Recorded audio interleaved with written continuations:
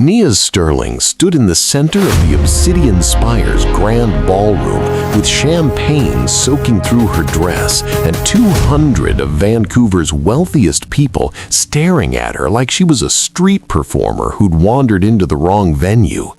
The crystal flute had slipped from her hand 30 seconds ago, shattered against Italian marble, and now Silas Vane, head of security for the most exclusive building in British Columbia, was crossing the floor toward her with the kind of smile that meant someone was about to be humiliated. This wasn't supposed to happen. None of this was supposed to happen. Nia was a 24-year-old architecture student at UBC, not a socialite. She wore Zara, not Versace. She took the SkyTrain, not private helicopters. And she absolutely did not belong at the Meridian Gala, the annual event where Vancouver's elite gathered to congratulate themselves on being rich while pretending to care about charity. But her professor, Dr. Callahan, had insisted. The gala was being held at the Obsidian Spire, the controversial high-rise that had divided the city for 3 years. Nia had written her thesis proposal on its architectural impact, arguing that the building represented everything wrong with Vancouver's development priorities. Luxury condos starting at $8 million, while the downtown east side housed thousands in tent cities 6 blocks away.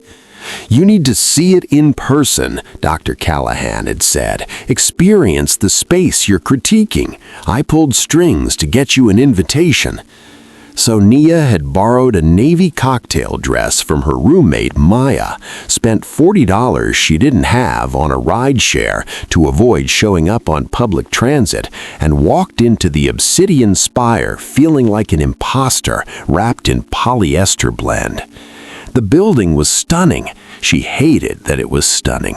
Floor-to-ceiling windows overlooking False Creek, chandeliers that probably cost more than her student loans, a ballroom designed with such perfect acoustics that even whispered conversations carried weight.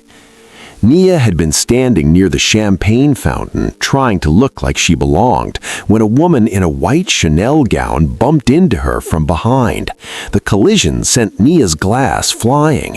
The sound of crystal shattering cut through the string quartet like a gunshot. And now Silas Vane was approaching, flanked by 2 security officers in black suits. "Miss," Silas said, his voice carrying that particular tone of polite contempt reserved for people who don't belong, "I'm going to need to see your invitation." Nia's stomach dropped. She left it in her coat pocket at the check-in. "It's with my coat," she said, keeping her voice steady. "I can get it." "I'm sure you can," Silas smiled wider. "But first, let's talk about the damages. That flute was Baccarat crystal, about $300, plus cleanup. We'll call it $400 even." The woman in the Chanel gown who'd actually caused the collision was already 20 feet away, laughing with a group near the caviar station. No one had seen her, or if they had, they'd chosen not to remember. "I didn't," Nia started, then stopped. What was the point? These people had already decided who she was. Silas reached for her arm. "Let's handle this outside where we don't disturb the other guests." That's when the ballroom doors opened and a man walked in who made everyone else in the room look like they were playing dress-up. Kang Do-yun moved through the Meridian Gala the way apex predators move through tall grass. Silent, controlled, and absolutely certain of their position in the food chain. He wore a Tom Ford tuxedo tailored so precisely it looked like it had been sewn directly onto his body. His black hair was styled back from a face that could have sold luxury watches or destroyed corporate empires with equal ease. And when his eyes swept the ballroom, people instinctively stepped aside. Julian Kang, the society pages called him, CEO of Apex Global, the import-export conglomerate that had quietly acquired half of Vancouver's shipping infrastructure over the past 5 years. 32 years old, born in Seoul, educated at Columbia, and worth enough money that he could buy the Obsidian Spire as a birthday present without checking his account balance. But the people who actually knew him, the ones who understood how business worked in the gray spaces between legal and illegal, they called him by a different name, the architect. Because Do-yun didn't just move products between countries, he structured deals that made politicians cooperative and made competitors disappear from bidding processes. He built systems that looked clean on paper, but served purposes the Canada Revenue Agency would find very interesting. He'd come to the Meridian Gala because the charity, Vancouver Youth Foundations, was one of his legitimate operations. Money laundering required philanthropic giving. The gala provided excellent cover and even better networking opportunities. He'd planned to stay 40 minutes, make the expected donations, shake hands with the city councilors who needed reminding of their obligations, and leave. Then he saw Silas Vane grab a young woman's arm near the champagne fountain, and everything changed. Do-yun recognized Silas immediately, former RCMP officer, dismissed for excessive force complaints, now working private security for the Obsidian Spire's developer, Marcus Holloway, the kind of man who enjoyed having power over people who couldn't fight back. The woman Silas was holding looked terrified. Navy dress that was nice but not expensive, minimal jewelry, hands shaking as she tried to pull away from Silas's grip. And for reasons Do-yun didn't fully understand, he found himself walking toward them instead of toward the exit. If you're covering for our cause, hit that subscribe button and drop a comment with your city. This story is about recognizing power when it doesn't look like you expected. "Let go of her arm," Do-yun said quietly as he approached. His voice carried that particular quality of command that came from years of being obeyed without question. Silas turned, still gripping Nia's arm. His expression shifted when he recognized Do-yun. Calculation, wariness, the fake smile of someone caught doing something they knew was wrong. "Mr. Kang," Silas said smoothly, "just handling a small incident. This young lady damaged property and we're sorting out compensation." Do-yun looked at Nia. She met his eyes for exactly 1 second before looking away. Brown eyes, wide with fear and something else, anger. She was furious under the fear. "How much?" Do-yun asked Silas. $400. Do-yun pulled a money clip from his jacket, extracted 5 $100 bills, and handed them to Silas. "The extra 100 is for forgetting this happened. Now let go of her arm." Silas hesitated. The ballroom had gone quiet.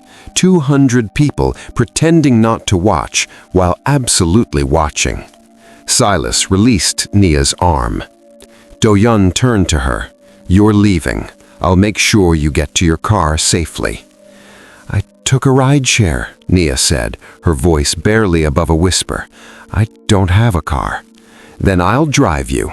He gestured toward the exit. "After you."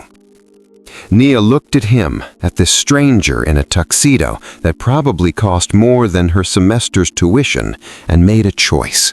She walked toward the ballroom doors. Do-yun followed, his presence a wall between her and every judgmental stare. They didn't speak in the elevator, didn't speak crossing the lobby, didn't speak as the valet brought around Do-yun's car, a black Genesis G90 that purred like it ran on liquid money. Do-yun opened the passenger door. She got in. He drove in silence for 3 blocks before Nia finally spoke. "Why did you do that?" Do-yun kept his eyes on the road, navigating Vancouver traffic with the same controlled precision he brought to everything.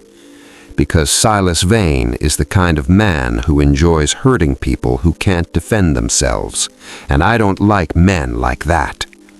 "You don't even know me." "I know you didn't break that glass on purpose." He glanced at her briefly. "I saw the woman in white bump you. So did half the room. They just chose not to remember." Nia's hands were shaking in her lap. She pressed them together to make them stop. "Thank you. For paying? I'll pay you back." "No, you won't." "I don't need charity." "Then consider it an investment." Do-yun pulled to a stop at a red light and turned to look at her fully for the first time. "What's your name?" "Nia Sterling." "What were you doing at the Meridian Gala, Nia Sterling?" And maybe it was the adrenaline crash, or maybe it was because this stranger had just spent $500 to save her from humiliation, but Nia told him the truth. "Research. I'm an architecture student at UBC. My thesis is on the Obsidian Spire and its impact on Vancouver's housing crisis. My professor thought I should experience the building in person before I finish arguing that it represents everything wrong with development priorities in this city." Do-yun's expression didn't change, but something flickered behind his eyes. Amusement, maybe, or respect. So you walked into a room full of people who profit from that development and expected what? A fair hearing? I expected to observe and leave quietly. Nia's voice gained strength. I didn't expect to become the evening's entertainment. The light turned green. Do-yun drove. Where do you live? Kitsilano, near 4th and Burrard. He adjusted his route without comment. They drove in silence through downtown Vancouver, past the glowing shop fronts of Robson Street, the dark expanse of English Bay, the bridges strung with lights like jewelry against the night sky. Do-yun pulled up outside her building, a 3-story walk-up that probably hadn't been renovated since 1987. The contrast between this and the Obsidian Spire was almost comical. Nia reached for the door handle, then stopped. "Why did you really help me?" She turned to face him. "Men like you don't rescue strangers without a reason." Do-yun was quiet for a long moment. Then he said, 3 years ago, my younger sister was at a gallery opening in Seoul. She was there with her art school class. Someone important's son decided she was pretty. When she said no, he made a scene, humiliated her in front of everyone, called her a gold digger, a social climber, things I won't repeat. His hands tightened on the steering wheel. I was in Vancouver on business. I couldn't get to her. By the time I called, she'd already left the gallery in tears. She stopped going to her classes after that, stopped painting. It took her 8 months to recover what that man destroyed in 8 minutes. I'm sorry, Nia whispered. So when I see a man like Silas Vane treating a woman like she's disposable, Do-yun continued, his voice perfectly level, I remember my sister's voice on the phone, and I make a different choice. He pulled a business card from his jacket pocket and handed it to her. Embossed letters, heavy stock that felt expensive even to touch. If Silas or anyone from tonight gives you trouble, call me. I'll handle it. Nia took the card. Kang Do-yun, CEO, Apex Global. A Vancouver phone number printed in silver ink. Thank you, she said. Really. She got out of the car and walked to her building's entrance. When she turned back, the Genesis was still there, Do-yun watching to make sure she got inside safely. The car didn't pull away until her building door closed behind her. Nia climbed the stairs to her third-floor apartment, let herself in, and found her roommate Maya sprawled on their thrift store couch watching Netflix on a laptop. How was the gala? Maya asked without looking up. Nia kicked off her borrowed heels, pulled Do-yun's business card from her purse, and stared at the embossed letters. Complicated, she said finally. She had no idea how complicated things were about to get, because Monday morning, Nia would arrive at her architecture studio to find an email waiting, a commission offer from Apex Global for a consulting position on their new development project in East Vancouver. Compensation, $15,000. Duration, 8 weeks. Contact, Kang Do-yun. And she'd have to decide whether the man who'd rescued her on Saturday night was offering her an opportunity or buying her silence on everything she'd planned to say about men exactly like him. Have you ever had to choose between your principles and an opportunity that could change everything? Tell us in the comments what you would do, because Nia's about to learn that sometimes the person who saves you is the same person you're supposed to be fighting against.